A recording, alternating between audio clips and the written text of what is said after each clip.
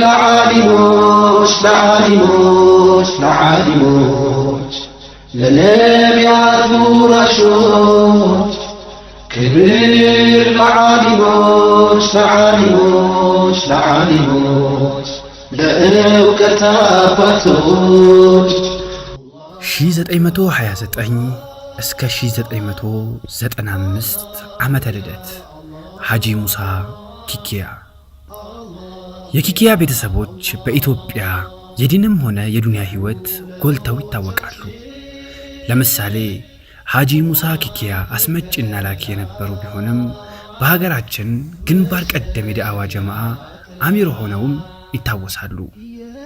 ስለ እርሳቸው የዳዕዋ ሥራ ያልሰማ ኢትዮጵያዊ ሙስሊም ይኖራል ብሎ ማሰብ ፈጽሞ አይቻልም።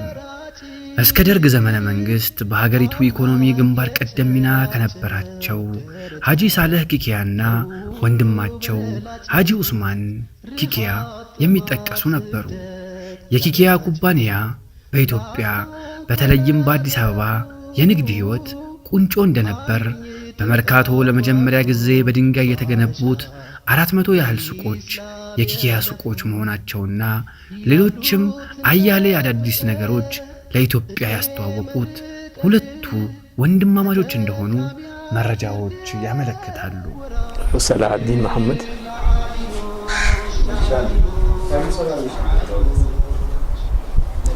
ወላሂ በትክክል ባላቀውም ልጆች ነበርን። አንወር መስጂድ ለሰላት በምንሄድበት ጊዜ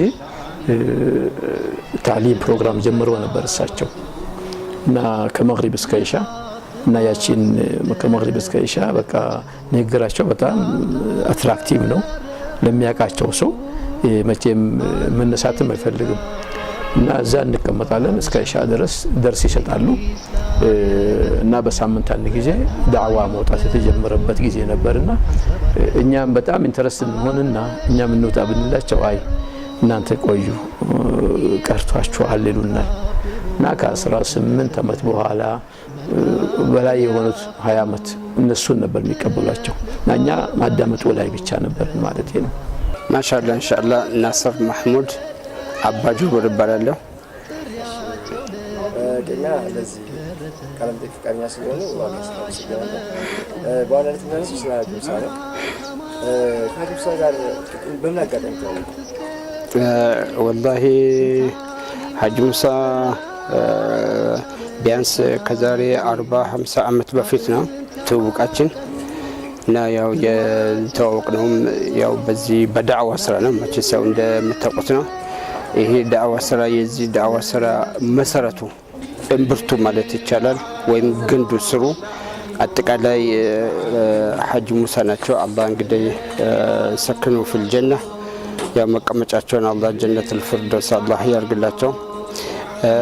ለዚህ ያደረሱን የመንፈስ ደስታ የቀልብ እርካታ እንድናገኝ በሌላ አካባቢ ደግሞ እንደዚሁ በዚሁ በዳዕዋ ስራ ህይወታችን እንዲመራ ከዚህ ከዳዕዋ ስራ ደግሞ አልፎ ባሻገር ደግሞ በአኽላቅ ዙሪያ ሲፋ ባህሪ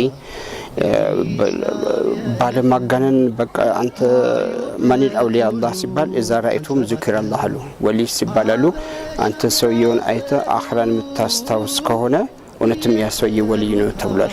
ስለዚህ በዚህ አይነት ያው እሳቸውን ገና በምንመለከትበት ጊዜ በቃ ትዝም ብለን አኽራና እኔ ዘይኑ መሐመድ አህመድ ነው ስሜ። ያው መስጊድ ውስጥ ነው የተዋወቅነው። እሳቸው የዳዕዋ ስራ ሲሰሩ እዛው መስጊድ ውስጥ ተርሂብ ሲያደርጉ እኛ ያው ከሰዎች ልጆችም ሆነን ከአጠገባቸው እየተቀመጠን ከሰዎች ጋር እናዳምጣቸዋለን። እኔ በደንብ ማስታውሰው ያው 68-69 ጀምሮ ነው በስልናና ልጆችና የተመታን ወደ 70 አካባቢ ነው። 69 መጨረሻ ወደ 70 አካባቢ ነው በኢሃባና ያው በኢሃባ ጊዜ ማለት ነው። ኢሃባ በነበረ ጊዜ ሐጂም እዚህ አይነት ብዙ ኳሊቲዎች ነበራቸው። ከኳሊቲው አንዱ ምንድነው? ከሰው ጋር መግባባት። በቃ ሴቷ ጋር ሲገናኙ ከሴቷ ጋር እንዴት መነጋገር እንዳለባቸው የተካኑ ሰው ነበሩ። ዓለም ጋር ሲገናኙ ከዓለም ጋር እንዴት መገናኘት እንዳለባቸው ያውቃሉ። ተራ ሰው አብዛኛው ተራ ልጆች ነበርን እኛ የተማርን በዕልሙም ደረጃ በዘመናዊ ትምህርቱም በዛ ጊዜ ወጣቶች ነን እና ከኛ ጋር ደግሞ እንዴት አድርገው እንደሚያጫውቱን ትልቅ ሆነ አንተ ልጆችን ማጫወት መቻል እኮ ጊፍት እና እንደዛ ደግሞ ቸር በቃ እጃቸው በቃ ሰፊ ቤታቸው ብቻቸውን በልተው አያውቁም። ስፔሻሊ ምሳ ጊዜ ጧት እንኳን ያው ሁሉም ስራ ላይ ምናምን ስላለ ብቻቸውን ሊበሉ ይችላሉ። እራትም እንደዚያ ግን ምሳ በቃ እኔ ብቻቸውን የበሉበት ጊዜ ምንም ትዝ አይልም።